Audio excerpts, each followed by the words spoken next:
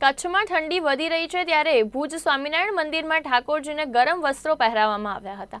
હાલ ઠંડીની સિઝનના કારણે મંદિરના સંતો દ્વારા ઠાકોરજીને ગરમ વસ્ત્રો પહેરાવવામાં આવી રહ્યા છે। સ્વેટર, રૂમાલ, મોજા સહિતના વસ્ત્રો ઠાકોરજીને પહેરાવવામાં આવ્યા હતા।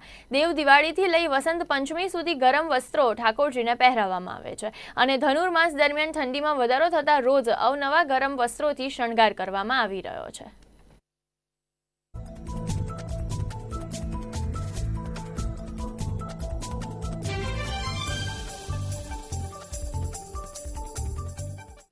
શિયાળાની સિઝન અને ઠાકોરજીને ગરમ વસ્ત્ર બે સંદર્ભે જોઈએ તો દિવાળી પછી દેવ દિવાળી આવે તે દિવસથી ગરમ વસ્ત્રની શરૂઆત થાય છે।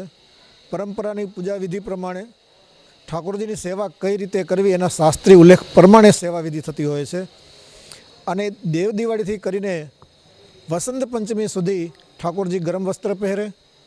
એ સમય દરમિયાન વચમાં આ ધનુર્માસ પણ આવે, ઠંડીનો વધારો હોય, માઘ સ્નાન પણ આવે, એમાં પણ ઠંડીનો વધારો હોય તો ઠાકોરજી એવા સ્વેટર, મોજા, રૂમાલ, ગરમ કપડાં, શાલ, દુસાલા વગેરે સમય પ્રમાણે સવારે મંગળામાં, શણગારમાં, રાજભોગમાં, શયનમાં અલગ અલગના દર્શન હોય છે।